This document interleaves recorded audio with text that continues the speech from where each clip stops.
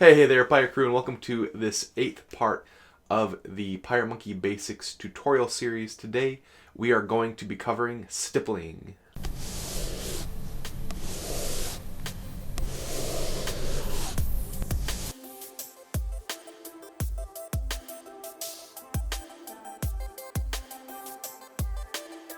Really quickly, I wanted to talk to you about stippling and what exactly it is. So stippling is where we take a paintbrush, doesn't really matter what kind, and essentially we are trying to create like dots or essentially just an imprint of the sharpest point of the brush. So we can do this with a small pointed brush and get very small dots, or we can use a flat brush to create a little bit of a longer imprint on whatever we're painting.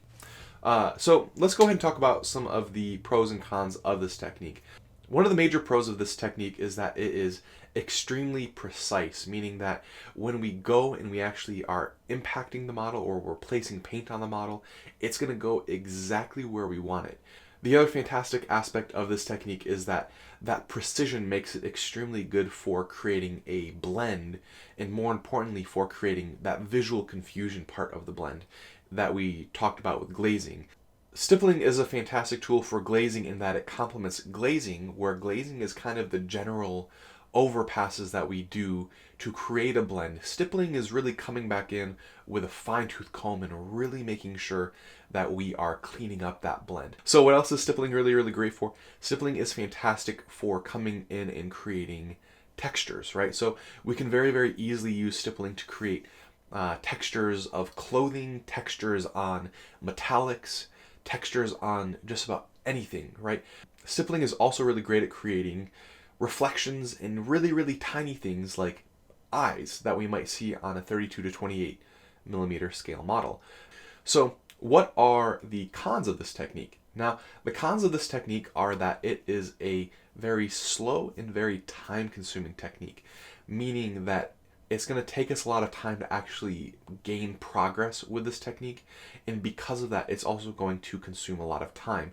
And the way that I like to explain it with most people is that this is, as being a part of blending, the smoother that we want our blends to be, the more time that we're going to have to take to make that blend smooth.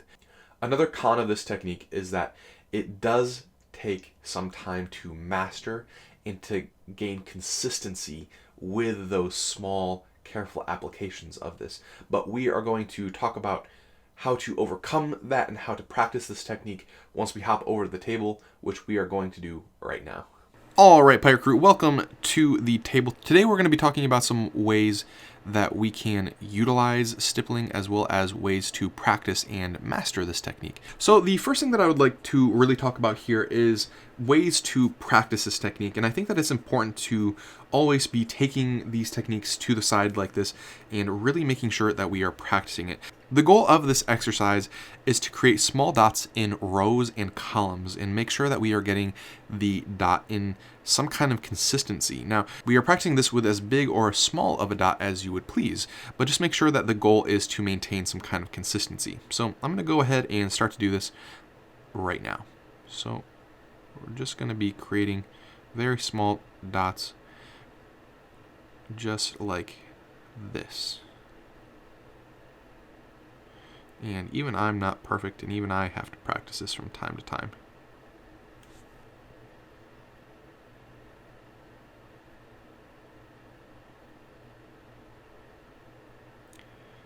The reason why it is important to do this in rows and columns is that it forces us to become more mechanical with the way that we are actually practicing this technique. Now, I am certainly not perfect at this, but again, it is an exercise that is intentionally difficult.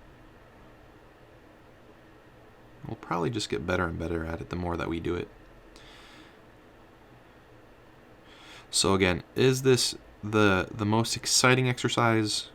Probably not, but it will help you learn this technique and learn how to execute this technique better and better over time. As you can see, this side not so good. As we continue, this side way better. If you are really wanting to improve your stippling, I would highly recommend practicing this particular technique.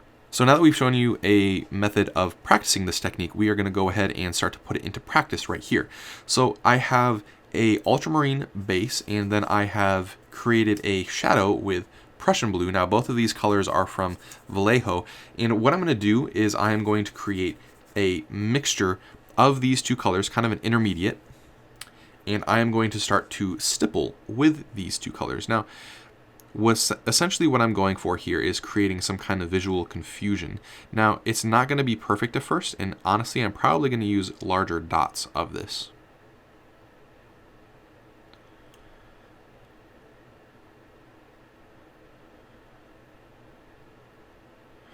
Initially, you can always use larger dots, and then as we continue on, we are going to use finer and finer and finer dots to really make sure that we are blending this in the proper way. Even with that, you can start to see that we are blending the surface.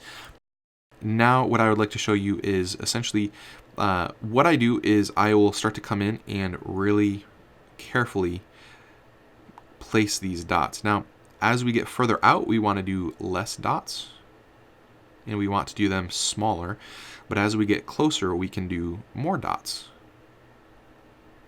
Now, this doesn't need to have a particular pattern. It needs to be somewhat organic, so you need to be wary of putting these dots in rows and columns. And so this is essentially stippling. Now, we don't just have to use this for blending. We can also use it for mixing colors to some extent optically.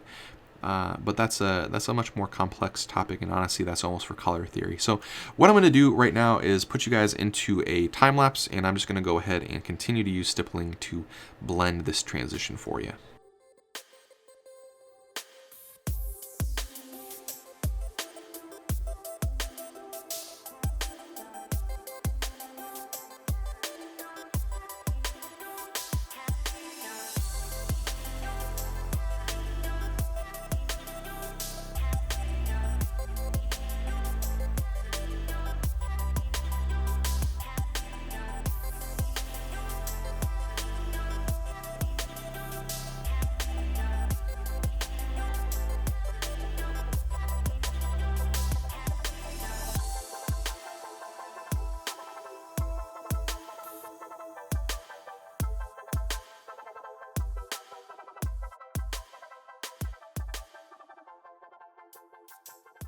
Okay, so here we are about 5 minutes later, and we have a very, very nice transition that we have built up. Now, what I would like to do as well is to show you how we can use this in conjunction with glazes. So we've created this kind of initial impression with the stippling. Now, if we use glazes here, just like we talked about in the fourth video, we can really help exaggerate this blending effect.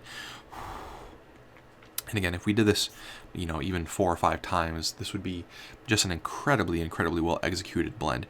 It also creates a very, very lovely surface texture. And I want to take you really quickly to a couple of images, just because these images are going to show you essentially how we can create a variety of materials just through this stippling technique. And so here we have caps, and it's really great for rendering or, really visually showing rough, coarse cotton or wool materials. And then here's a couple of metallic objects, and as we can see, it's really great at creating a metallic object that looks like it's been beaten into shape by a hammer.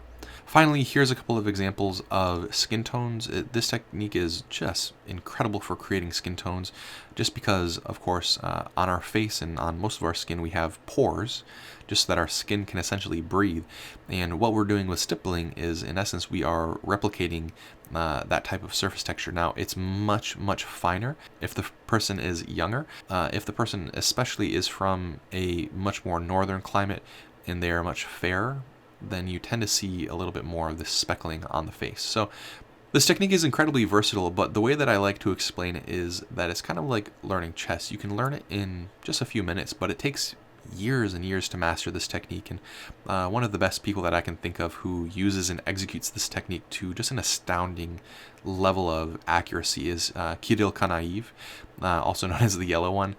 He's a Russian painter. A lot of his painting is done with stippling. An incredible amount of his painting is done with stippling, and the results that he achieves is just stunning. So with that being said, I am going to go ahead and close this video up. Thank you guys again so much for your support these last few months. I'm looking forward to the following month.